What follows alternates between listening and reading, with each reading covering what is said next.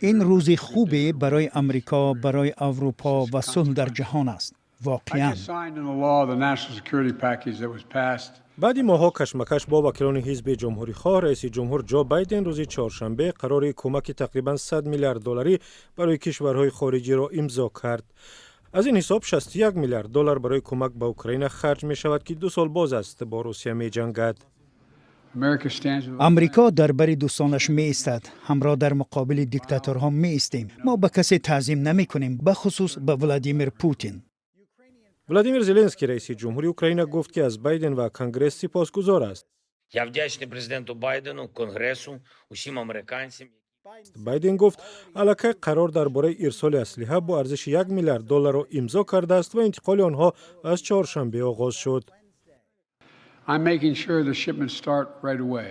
من تضمین می کنم که انتقال تا چند ساعت دیگر آغاز شود. به معنای تامش ما انتقال تجهیزات برای دفاع هوایی، اسلحه، ارتلری، سیستم‌های موشکی و زیرپوش‌ها را آغاز می کنیم. وکیلان حزب دموکرات نیم سال باز از جمهوری خواهان می‌خواستند با طرفداری قرار رای بدهند. دونالد ترامپ رقیب بایدن در انتخابات سال 2024 ضد کمک به اوکراین است و بعضی جمهوری خواهان در کنگره هم مخالف بودند چون شبهه دارند که اوکراین پیروز می شود. اما با حمایت مایک جانسون رئیس مجلس نمایندگان که او هم جمهوری خواه است، قرار کمک روز شنبه تصویب شد و روز سه‌شنبه در سنا هم گذشت. بر اساس قرار 26 میلیارد دلار برای اسرائیل و 1 میلیارد دلار برای کمک بشری در غزه خرج می شود. اسرائیل باید کفالت بدهد که همه این کمک‌ها به یگان تأخیر به فلسطینی‌ها در غزه می‌رسد. هدف نهایی هر کاری که ما می‌کنیم بازگردانیدن گروگانان به خانه، سازش آتش بس و فراهم کردن شرایط برای صلح پایدار است.